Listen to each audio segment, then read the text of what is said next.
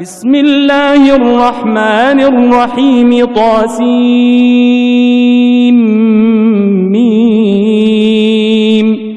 تلك آيات الكتاب المبين لعلك باخع نفسك ألا يكونوا مؤمنين إن نشأ ننزل عليهم من السماء آية فظلت أعناقهم لها خاضعين.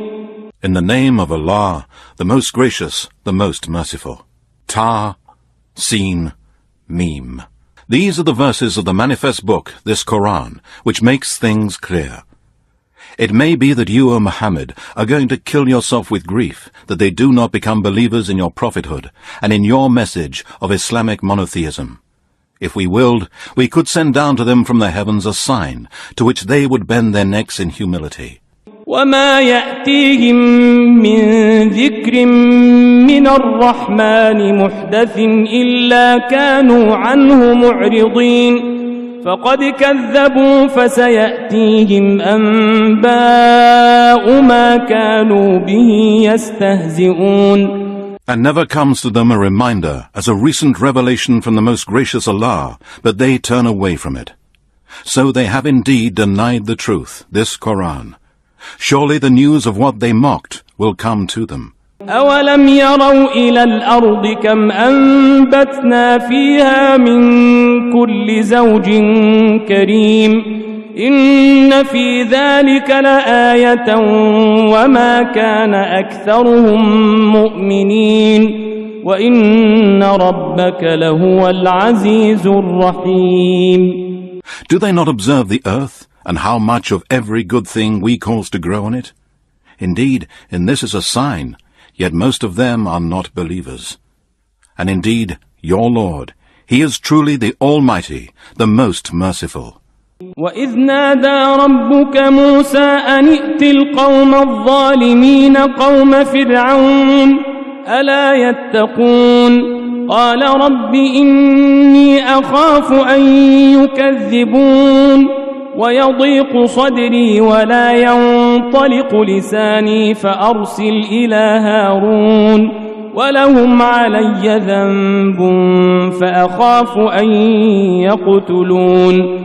And remember when your Lord called Moses, saying, Go to the people who are polytheists and wrongdoers, the people of Pharaoh. Will they not fear Allah and become righteous?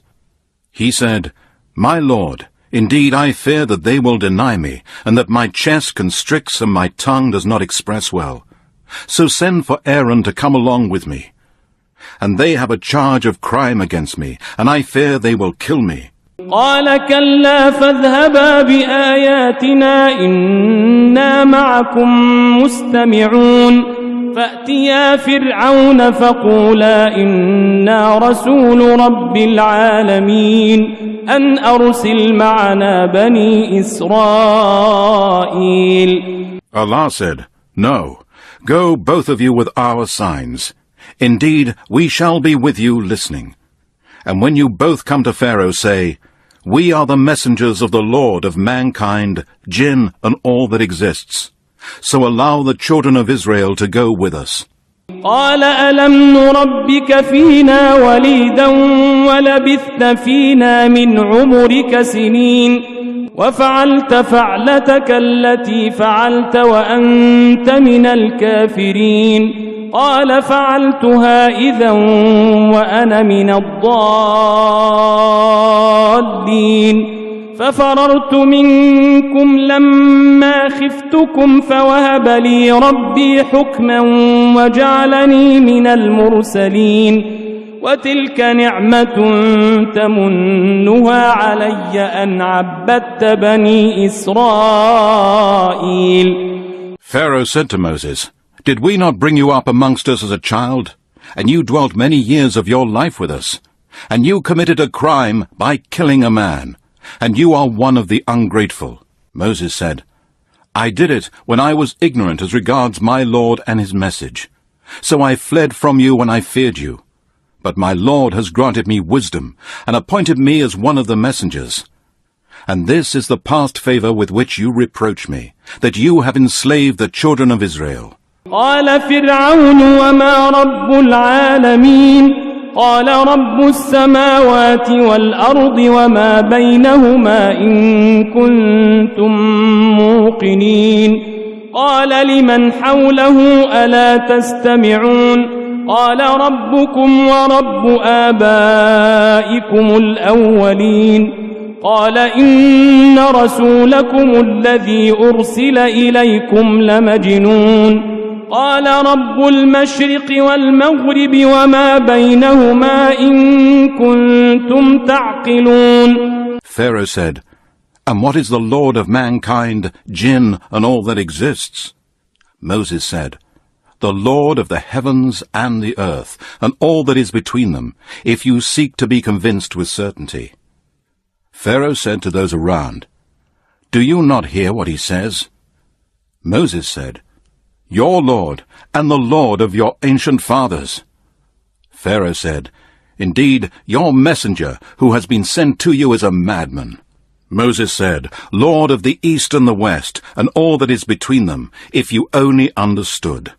قال لئن اتخذت إلها غيري لأجعلنك من المسجونين قال أولو جئتك بشيء مبين قال فأت به إن كنت من الصادقين. Pharaoh said, If you choose a god other than me, I will certainly put you among the prisoners.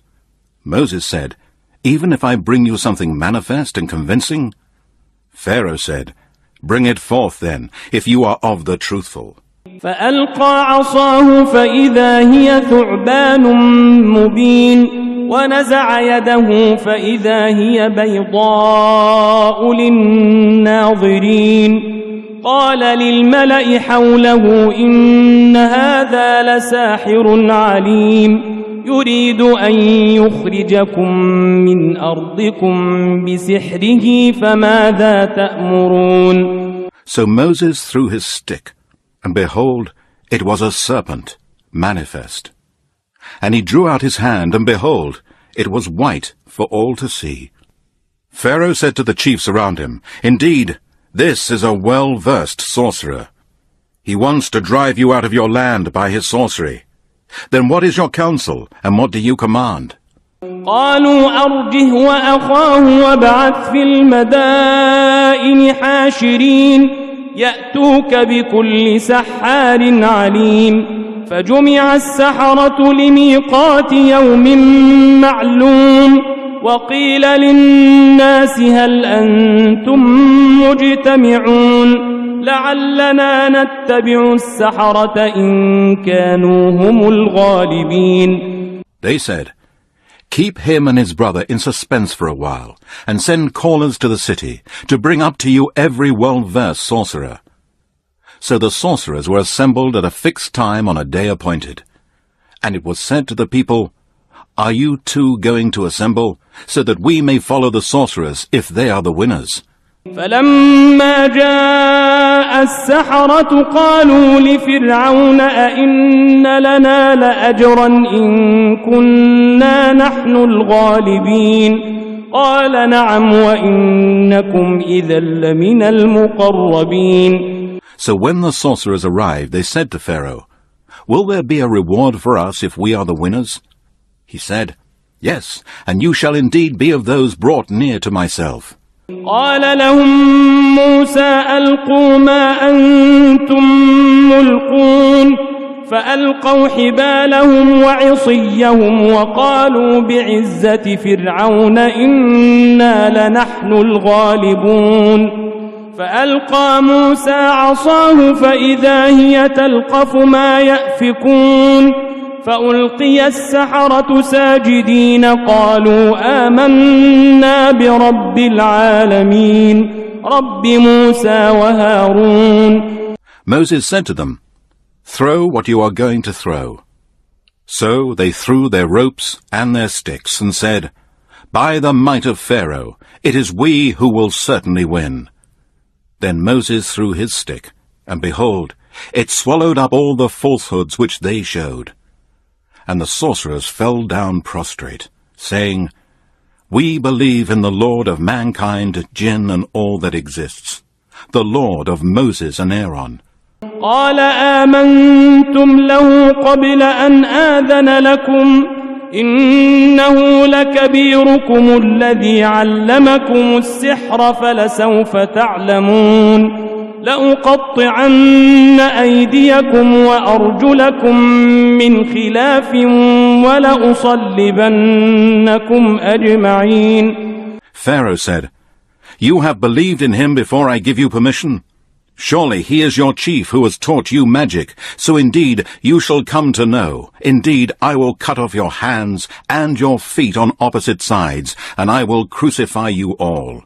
قالوا لا ضير إنا إلى ربنا منقلبون إنا نطمع أن يغفر لنا ربنا خطايانا أن كنا أول المؤمنين وأوحينا إلى موسى أن أسر بعبادي إنكم متبعون فأرسل فرعون في المدائن حاشرين إن هؤلاء لشرذمة قليلون وإنهم لنا لغائظون. They said, "No harm. Surely to our Lord Allah we are to return. Indeed, we only hope that our Lord will forgive us our sins, as we are the first of the believers."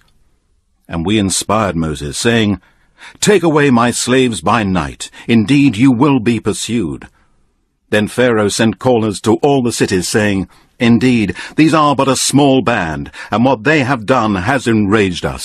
وَإِنَّا لَجَمِيعٌ حَاذِرُونَ فَأَخْرَجْنَاهُمْ مِنْ جَنَّاتٍ وَعُيُونٍ وَكُنُوزٍ وَمَقَامٍ كَرِيمٍ كذلك وأورثناها بني إسرائيل فأتبعوهم مشرقين فلما تراءى الجمعان قال أصحاب موسى إنا لمدركون قال كلا إن معي ربي سيهدين. But our host is all assembled, amply forewarned. So we expelled them from their gardens and springs, treasures, and every kind of honorable place. Thus we turned Pharaoh's people out, and we caused the children of Israel to inherit what was theirs. So they pursued them at sunrise. And when the two hosts saw each other, the companions of Moses said, "We are sure to be overtaken." Moses said, "No, indeed, with me is my Lord. He will guide me." فأوحينا إلى موسى أن اضرب بعصاك البحر فانفلق فكان كل فرق كالطود العظيم وأزلفنا ثم الآخرين وأنجينا موسى ومن معه أجمعين ثم أغرقنا الآخرين إن في ذلك لآية وما كان أكثرهم مؤمنين وَإِنَّ رَبَّكَ لَهُوَ الْعَزِيزُ الرَّحِيمُ. Then we inspired Moses, saying, "Strike the sea with your stick." And it parted, and each separate part of that seawater became like the huge firm mass of a mountain. Then Pharaoh's hosts approached there, and we saved Moses and all those with him, and we drowned the others. Indeed, in this is a sign and a proof. Yet most of them are not believers. And indeed, your Lord, He is truly the Almighty, the most merciful. وَاتْلُ عَلَيْهِمْ نَبَأَ إِبْرَاهِيمَ إِذْ قَالَ لِأَبِيهِ وَقَوْمِهِ مَا تَعْبُدُونَ قَالُوا نَعْبُدُ أَصْنَامًا فَنَظَلُّ لَهَا عَاكِفِينَ قَالَ هَلْ يَسْمَعُونَكُمْ إِذْ تَدْعُونَ أَوْ يَنفَعُونَكُمْ أَوْ يَضُرُّونَ قالوا بل وجدنا آباءنا كذلك يفعلون. And recite to them the story of Abraham, when he said to his father and his people, "What do you worship?" They said, "We worship idols, and to them we are truly devoted." He said, "Do they hear you when you call on them? Do they benefit you or harm you? They said, No, but we found our fathers doing so. قال أفرأيتم ما كنتم تعبدون أنتم وآباؤكم الأقدمون فإنهم عدو لي إلا رب العالمين الذي خلقني فهو يهدين والذي هو يطعمني ويسقين وإذا مرضت فهو يشفين والذي يميتني ثم يحيين والذي أطمع أن يغفر لي خطيئتي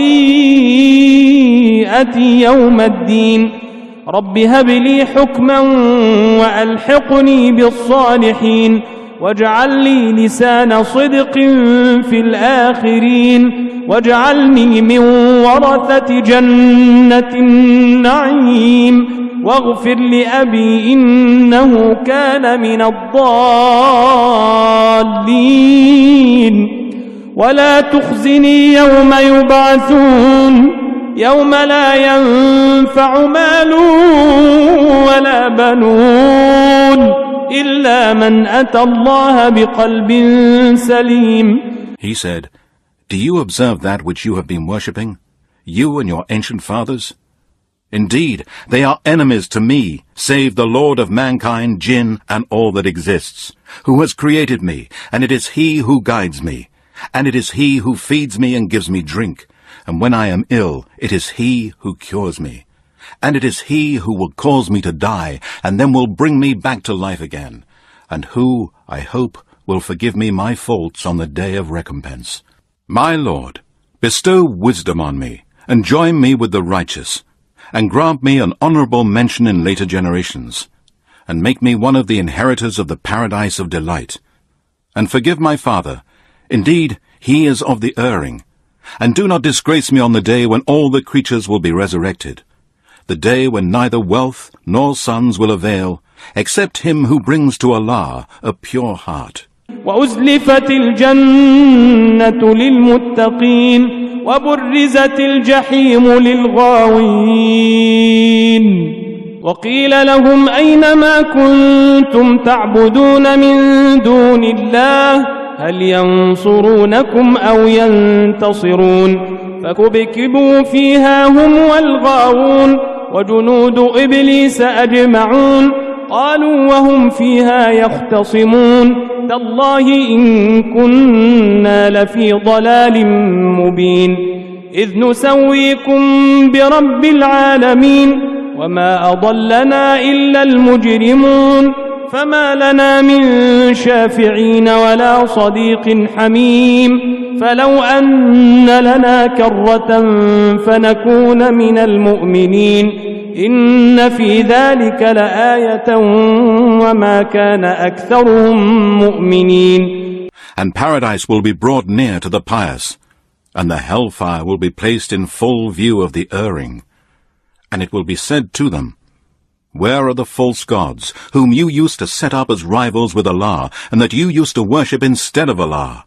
Can they help you, or can they even help themselves? Then they will be thrown on their faces into the fire, they and the devils, and those who were in error, and the whole hosts of Satan together. They will say, By Allah, we were truly in a manifest error when we held these false gods as equals in worship with the Lord of mankind, jinn, and all that exists. And none has brought us into error except those who were steeped in guilt. Now we have no intercessors, nor a close friend to help us. If we only had a chance to return to the world, we would truly be among the believers. Indeed, in this is a sign, yet most of them are not believers. And indeed your Lord, He is truly the Almighty, the most merciful. وَإِنَّ رَبَّكَ لَهُوَ الْعَزِيزُ الرَّحِيمُ كَذَّبَتْ قَوْمُ نُوحٍ الْمُرْسَلِينَ إِذْ قَالَ لَهُمْ أَخُوهُمْ نُوحٌ أَلَا تَتَّقُونَ إِنِّي لَكُمْ رَسُولٌ أَمِينٌ فَاتَّقُوا اللَّهَ وَأَطِيعُونِ وَمَا أَسْأَلُكُمْ عَلَيْهِ مِنْ أَجْرٍ إِنْ أَجْرِيَ إِلَّا عَلَى رَبِّ الْعَالَمِينَ فَاتَّقُوا اللَّهَ وَأَطِيعُونِ. The people of Noah denied the messengers. Their brother Noah said to them, Will you not fear Allah and obey Him? I am a trustworthy messenger sent to you. So fear Allah, keep your duty to Him and obey me. No reward do I ask of you for my message of Islamic monotheism. My reward is only from the Lord of mankind, jinn, and all that exists. So keep your duty to Allah, fear Him, and obey me. قالوا أنؤمن لك واتبعك الأرذلون قال وما علمي بما كانوا يعملون إن حسابهم إلا على ربي لو تشعرون وما أنا بطارد المؤمنين إن أنا إلا نذير مبين قالوا لئن لم تنته يا نوح لتكونن من المرجومين قال رب إن قومي كذبون فافتح بيني وبينهم فتحا ونجني ومن معي من المؤمنين فأنجيناه ومن معه في الفلك المشحون ثم أغرقنا بعد الباقين إن في ذلك لآية وما كان أكثرهم مؤمنين وإن ربك لهو العزيز الرحيم. They said, shall we believe in you when only the meanest of the people follow you? He said, and what knowledge do I have of what they used to do? Their account is only with my Lord, if you could but know. And I am not going to drive away the believers. I am only a plain warner. They said, if you do not stop, O Noah, you will surely be amongst those stoned to death. He said, my Lord, indeed my people have denied me. Therefore you judge between me and them, and save me and those of the believers who are with me. And we saved him, and those with him in the laden ship. And then we drowned the disbelievers. Indeed, in this is a sign, yet most of them are not believers. And indeed, your Lord, He is the Almighty, the most merciful. كذبت عاد المرسلين إذ قال لهم أخوهم هود ألا تتقون إني لكم رسول أمين فاتقوا الله وأطيعون وما أسألكم عليه من أجر إن أجري إلا على رب العالمين أتبنون بكل ريع آية تعبثون وتتخذون مصانع لعلكم تخلدون وإذا بطشتم جبارين فاتقوا الله وأطيعون واتقوا الذي أمدكم بما تعلمون أمدكم بأنعام وبنين وجنات وعيون إني أخاف عليكم عذاب يوم عظيم. The people of Ad disagreed with the messengers. When their brother Hud said to them, will you not fear Allah and obey Him? Indeed, I am a trustworthy messenger sent to you. So fear Allah, keep your duty to Him and obey me. I ask no reward of you for my message of Islamic monotheism. My reward is only from the Lord of mankind, jinn, and all that exists. Do you build high palaces on every high place, when you do not even live in them? And do you build for yourselves fine palaces as if you will live there forever? And when you seize as tyrants? So fear Allah, keep your duty to Him and obey me. And keep your duty to Him, fear Him, who has aided you with all good things that you know. He has aided you with cattle and children and gardens and springs. Indeed, I fear for you the torment of a great day.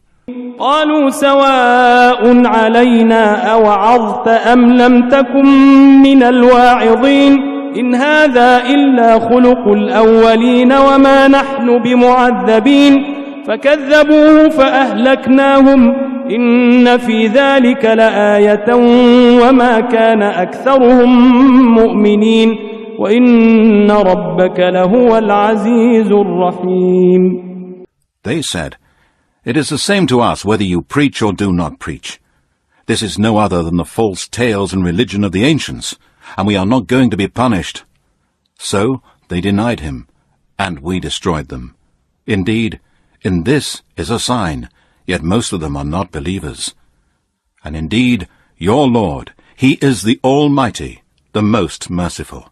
كذبت ثمود المرسلين إذ قال لهم أخوهم صالح ألا تتقون إني لكم رسول أمين فاتقوا الله وأطيعون وما أسألكم عليه من أجر إن أجري إلا على رب العالمين أتتركون فيما هاهنا آمنين في جنات وعيون وزروع ونخل طلعها هضيم وتنحتون من الجبال بيوتا فارهين فاتقوا الله وأطيعون.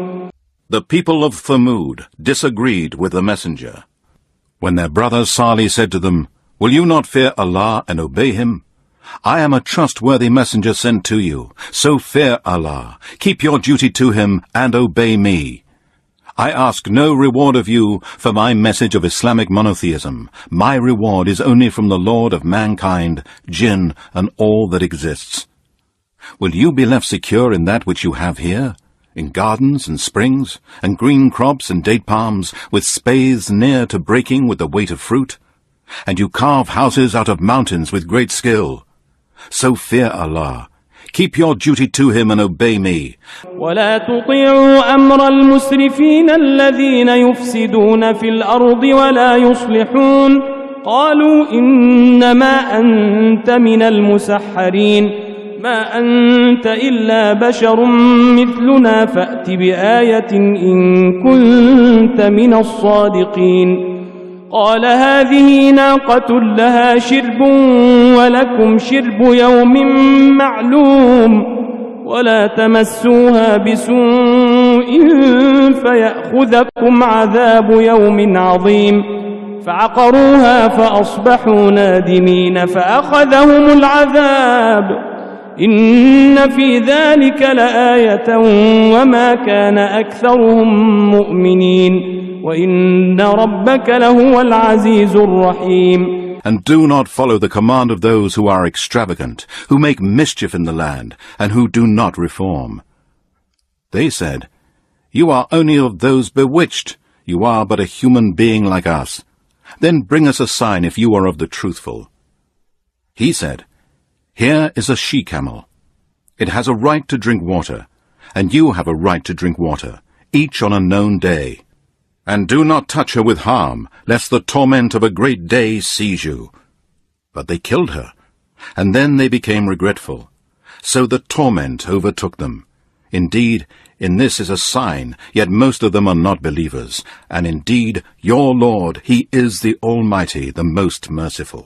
كذبت قوم لوط المرسلين إذ قال لهم أخوهم لوط ألا تتقون إني لكم رسول أمين فاتقوا الله وأطيعون وما أسألكم عليه من أجر إن أجري إلا على رب العالمين أتأتون الذكران من العالمين وتذرون ما خلق لكم ربكم من أزواجكم بل أنتم قوم عادون قالوا لئن لم تنته يا لوط لتكونن من المخرجين قال إني لعملكم من القالين رب نجني وأهلي مما يعملون فنجيناه وأهله أجمعين إلا عجوزا في الغابرين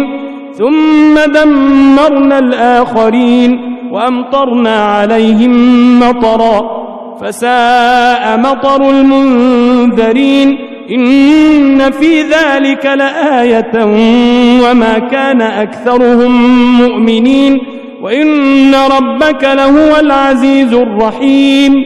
The people of Lot denied the messengers. When their brother Lot said to them, "Will you not fear Allah and obey him? Indeed, I am a trustworthy messenger sent to you, so fear Allah, keep your duty to him and obey me. I ask no reward of you for my message of Islamic monotheism. My reward is only from the Lord of mankind, jinn, and all that exists. Do you pursue the males of mankind and leave those whom Allah has created for you to be your wives? No, you are a trespassing people." They said, If you do not stop this, O Lot, indeed you will be one of those who are driven out. He said, I am indeed of those who disapprove with severe anger and fury your evil actions of sodomy. My Lord, save my family and I from what they do. So we saved him and his family, all except an old woman, his wife. She was among those who remained behind. Then, afterwards, we destroyed the others. And we showered on them a rain of torment, and how evil was the rain on those who have been warned. Indeed, in this is a sign, yet most of them are not believers. And indeed, your Lord, He is the Almighty, the most merciful. كذب أصحاب الأيكة المرسلين إذ قال لهم شعيب ألا تتقون إني لكم رسول أمين فاتقوا الله وأطيعون وما أسألكم عليه من أجر إن أجري إلا على رب العالمين أوفوا الكيل ولا تكونوا من المخسرين وزنوا بالقسطاس المستقيم ولا تبخسوا الناس أشياءهم ولا تعثوا في الأرض مفسدين. The dwellers of the wood denied the messengers. When Shuaib said to them, Will you not fear Allah and obey Him? Indeed, I am a trustworthy messenger sent to you. So fear Allah, keep your duty to Him and obey me. I ask no reward of you for my message of Islamic monotheism. My reward is only from the Lord of mankind, jinn, and all that exists. Give full measure and cause no loss to others, and weigh with a true and straight balance. And do not defraud people by reducing their things, nor do evil, making corruption and mischief in the land. واتقوا الذي خلقكم والجبلة الأولين قالوا إنما أنت من المسحرين وما أنت إلا بشر مثلنا وإن نظنك لمن الكاذبين فأسقط علينا كسفا من السماء إن كنت من الصادقين قال ربي أعلم بما تعملون فكذبوه فأخذهم عذاب يوم الظلة إنه كان عذاب يوم عظيم إن في ذلك لآية وما كان أكثرهم مؤمنين وإن ربك لهو العزيز الرحيم. And fear Him who created you and the generations of the men of old.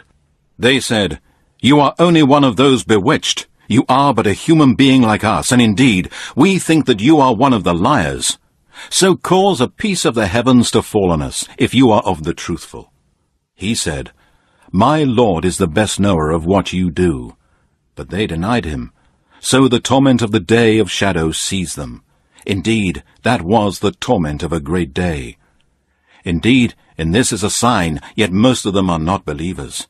And indeed, your Lord, He is the Almighty, the most merciful. وَإِنَّهُ لَتَنزِيلُ رَبِّ الْعَالَمِينَ نزل به الروح الأمين على قلبك لتكون من المنذرين بلسان عربي مبين وإنه لفي زبر الأولين أولم يكن لهم آية أن يعلمه علماء بني إسرائيل ولو نزلناه على بعض الأعجمين فقرأه عليهم ما كانوا به مؤمنين كذلك سلكناه في قلوب المجرمين لا يؤمنون به حتى يروا العذاب الأليم فيأتيهم بغتة وهم لا يشعرون فيقولوا هل نحن منظرون أفبعذابنا يستعجلون. And truly this Quran is a revelation from the Lord of mankind, jinn, and all that exists, which the trustworthy spirit Gabriel has brought down upon your heart, O Muhammad, so that you may be one of the warners, in the plain Arabic language. And indeed, the Quran and its revelation to Prophet Muhammad is announced in the scriptures of former peoples. Is it not a sign to them that the learned scholars of the children of Israel knew it as the truth? And if we had revealed this Quran to any of the non-Arabs, and he had recited it to them, they would not have believed in it. Thus we have caused the denial of the Quran to enter into the hearts of the criminals, polytheists and sinners. They will not believe in it until they see the painful torment. It shall come to them of a sudden, while they do not perceive it. Then they will say, "Can we be granted respite?" Would they then wish for our torment to be hastened to them? أفرأيت إن متعناهم سنين ثم جاءهم ما كانوا يوعدون ما أغنى عنهم ما كانوا يمتعون وما أهلكنا من قرية إلا لها منذرون ذكرى وما كنا ظالمين وما تنزلت به الشياطين وما ينبغي لهم وما يستطيعون إنهم عن السمع لمعزولون فلا تدع مع الله إلها آخر فتكون من المعذبين وأنذر عشيرتك الأقربين واخفض جناحك لمن اتبعك من المؤمنين. As you see, we let them enjoy for some years, and afterwards comes to them the punishment which they had been promised, and all that which they used to enjoy shall not avail them. And never did we destroy a township, but it had its warners by way of reminder, and we have never been unjust. And it is not the devils who have brought this Quran down, neither would it suit them, nor can they produce it. Indeed, they have been removed far away from hearing it. So do not invoke with Allah another God, lest you be amongst those who receive punishment. And warn your tribe, O Muhammad, and your near kindred. And be kind and humble to the believers who follow you. فإن عصوك فقل إني بريء مما تعملون وتوكل على العزيز الرحيم الذي يراك حين تقوم وتقلبك في الساجدين إنه هو السميع العليم. Then, if they disobey you, say, I am innocent of what you do. And put your trust in the Almighty, the Most Merciful, who sees you, O Muhammad, when you stand up, and who sees your movements among those who fall prostrate. Indeed, He, only He, is the All-Hearer, the All-Knower. هل أنبئكم على من تنزل الشياطين تنزل على كل أفاك أثيم يلقون السمع وأكثرهم كاذبون والشعراء يتبعهم الغاوون ألم تر أنهم في كل واد يهيمون وأنهم يقولون ما لا يفعلون إلا الذين آمنوا وعملوا الصالحات وذكروا الله كثيرا وانتصروا من بعد ما ظلموا وسيعلم الذين ظلموا أي منقلب ينقلبون. Shall I inform you, O people, upon whom the devils descend? They descend on every lying, sinful person, who gives ear to the devils, and they pour what they may have heard of the unseen from the angels, and most of them are liars. As for the poets, the erring follow them. Do you not see that they speak about every subject in their poetry, and that they say what they do not do? Except those who believe in the oneness of Allah, and do righteous deeds and remember Allah much, and reply back to the unjust poetry, and those who do wrong will come to know by what overturning they will be overturned. صدق الله العلي العظيم.